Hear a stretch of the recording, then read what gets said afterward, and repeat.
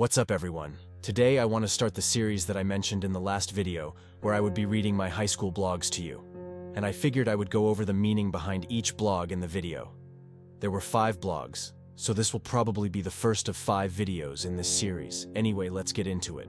Blog number 1, Rejection Depression.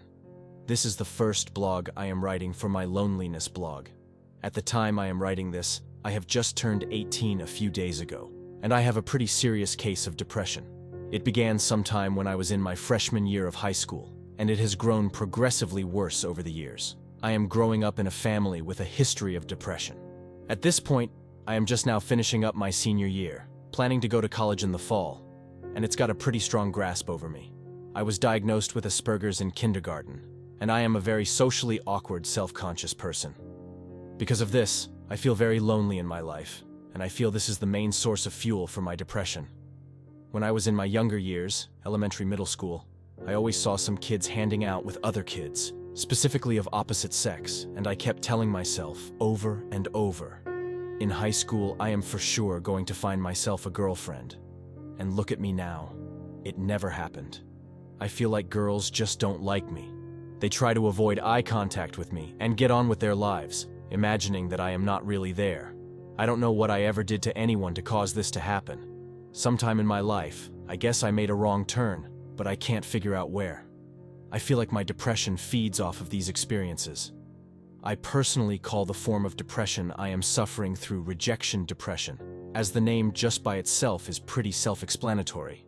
Each year, it has always seemed to grow worse. I see couples making out all the time, at school and in the rest of the world, and I can't help but feel jealous and think, why can't that be me?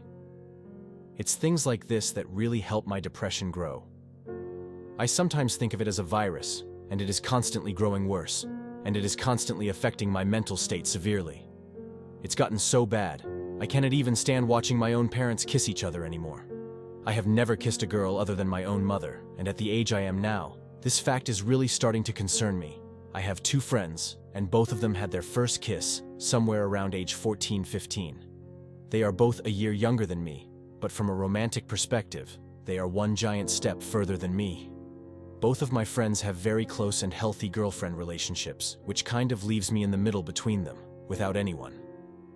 Last year, 2014, was the year my self-delete thoughts began to spawn. I have had a few different deleting attempts at this point, but they never seem to work. I do want to continue to live, but not if I have to live with my rejection depression and my loneliness for the rest of my life. One thing that can really hit me are thoughts of aging. Sometimes I imagine myself as much older, and I mean in my 60s, 70s, and imagine how it would feel if I still would be lonely then. Knowing that I have lived my whole life with this depression and loneliness, I have never found someone, my whole life now behind me, and knowing that by then, I am most likely going to die within the next few years, completely alone. These thoughts, along with everything else I have discussed in this blog, have driven me to tears. I sometimes lie in bed wide awake in my dark bedroom, my eyes completely wet and open, trying so hard to get over this subject. But each time I go through this, it takes progressively more effort each time. Long story short, I feel like I am never going to find a girl that will be into me.